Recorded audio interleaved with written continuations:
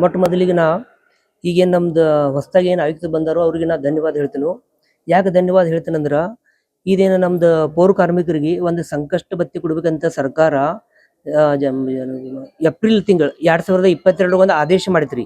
ಏನಂತೇಳಿ ಪ್ರತಿಯೊಬ್ರು ಪೌರ ಕಾರ್ಮಿಕರಿಗೆ ಏನು ಕೆಲಸ ಮಾಡ್ತಾರೋ ಎಲ್ಲ ಏನು ನಗರ ಸ್ಥಳೀಯ ಸಂಸ್ಥೆ ಒಳಗ ಅವ್ರಿಗೆ ನೀವು ಸಂಕಷ್ಟ ಭತ್ಯೆ ಕೊಡ್ಬೇಕಂತ ಹೇಳಂದ. ಆ ಟೈಮ್ಗೆ ಏನೈತ್ರಿ, ಇಲ್ಲಿ ಇನ್ನೂ ತನಕ ಅದನ್ನು ಕೊಟ್ಟಿದ್ದಿಲ್ಲ. ಯಾವಾಗ ಇವರು ಹೊಸ ಆಯುಕ್ತರು ಮೇಡಮ್ ಬಂದ್ರು ಅವ್ರ ಗಮನಕ್ಕೆ ತಂದ ಕೂಡಲೇ ಪಾಪ ಅವರು ಆಕ್ಚುಲಿ ಮನಸ್ಸಿಗೆ ಹಚ್ಕೊಂಡ್ರಿ ಅವ್ರ ಏನ್ರಿ ಪೌರ ಕಾರ್ಮಿಕರಿಗೆ ನೀವು ಇನ್ನೂ ರೊಕ್ಕ ಕೊಟ್ಟಿಲ್ಲ ಅಂತ ಹೇಳಂದ. ಅವಾಗ ಅದು ಫೈಲ್ ಮೂವ್ಮೆಂಟ್ ಐತ್ರಿ. ಅವ್ರ ಮೇಡಮ್ ಅವ್ರು ಬಂದ ಕೂಡಲೇ ಫೈಲ್ ಮೂವ್ಮೆಂಟ್ ಐತ್ರಿ. ಇವತ್ತಿಗೆ 33 ತಿಂಗಳಿಂದ ಇವರು 33 ತಿಂಗಳದ ಅವ್ರಿಗೆ ಪೌರ ಕಾರ್ಮಿಕರಿಗೆ ಪ್ರತಿ ತಿಂಗಳ 2000 ಅಂತೆ ಸಂಕಷ್ಟ ಭತ್ಯೆ ಕೊಡ್ಬೇಕಾಗಿದ್ರಿ. ಆದ್ರೆ ಈಗ ಏನಾಗಿದ್ರಿ, ಒಂದು ಸೆಕ್ಷನ್ ಒಳಗ್ರಿ ಈಗ ಏನು ಪರ್ಮನೆಂಟ್ ಪಿಕೆಗಳು ಅದಾರು, ಈಗ ಅವ್ರದ್ದು ಪೌರ ಕಾರ್ಮಿಕರು ಏನದಾರಲ್ಲ ರೀ, ಅವ್ರದ್ದು ಈಗ ಪೇಮೆಂಟ್ ಫೈನಲ್ ಲಿಸ್ಟ್ ಮಾಡಿ ಈಗ ಅದನ್ನ ಫೈಲ್ ರೆಡಿ ಮಾಡಿ ಅಕೌಂಟ್ ಸೆಕ್ಷನ್ ಕಳ್ಸಕ್ ರೆಡಿ ಮಾಡಿದಾರ್ರಿ.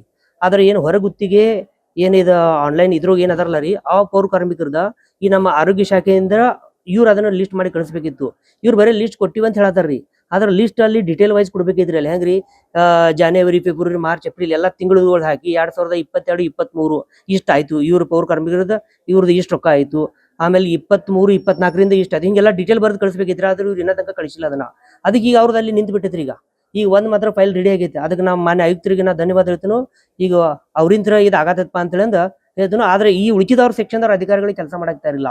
ಅದಕ್ಕೆ ಅವ್ರಿಗೆ ಒಂದು ಗೊತ್ತಾಗ್ಲಿ ಅಂತ ಹೇಳಿ ಅವ್ರಿಗೆ ಅವ್ರ ಏನ ಶಾಖೆ ಇದೆ ಅದ್ರ ಮುಂದೆ ಈಗ ಉಪಸ್ಥಿತಾಗ ಮಾಡತ್ತೇನ್ರಿ. ಟೋಟಲ್ ಮಂದಿ ಅದಾರ್ರಿ 629 ಮಂದಿ ಅದಾರ್ರಿ. ಟೋಟಲ್ 629 ಮಂದಿ ಒಳಗ್ರಿ ಈಗ ಸದ್ಯಕ್ಕೆ 257 ಮಂದಿ ಏನು ಪರ್ಮನೆಂಟ್ ಪೌರ ಕಾರ್ಮಿಕರು ಅದಾರು. ಅವ್ರದ್ದು ಈಗ ಬಿಲ್ ಫೈನಲ್ ಆಗಿ ರೆಡಿ ಆಗಿ ಬರೀ ಮೇಡಮ್ದು ಸೈನ್ ಆದ್ರೆ ಅಕೌಂಟ್ ಸೆಕ್ಷನ್ ಹೋಗ್ತಿದ್ರಿ. ಅದ್ರಿಗೆ ಆದ್ರೆ ಇನ್ನು ಉಳ್ಕಿದ್ ಏನೈತ್ರಲ್ಲ ರೀ, ಹೊರಗುತ್ತಿಗೆ ಅದರ ಮೇಲೆ ಏನದಾರಲ್ಲ ರೀ, ಅವ್ರು 372 ಮಂದಿ ಅದಾರ್ರಿ. ಅವ್ರದ್ದು ಇನ್ನೂ ತನಕನೂ ಇಲ್ಲಿ ರೆಡಿ ಆಗಿಲ್ರಿ ಫೈಲ್.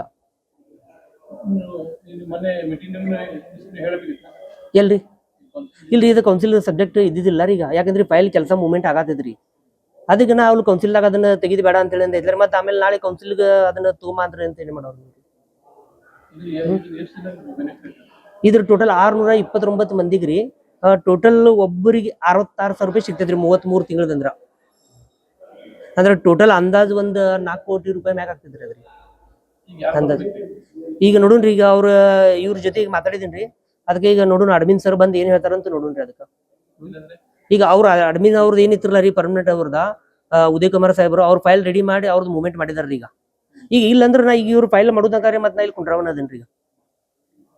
ಅವ್ರಿಗೆ ಫೈಲ್ ಒಂದಳಿ ಈಗ ರೆಡಿ ಮಾಡಿದ್ರೆ ಈಗ ತೋರಿಸ್ರಿ ಅಂತ ಏನೋ ಟೈಪ್ ಮಾಡತ್ತೀವಪ್ಪ ಅಂದ್ರೆ ಆಯ್ತು ಓಕೆ ಅಂತ ಹೇಳ್ತೇನ್ರಿ.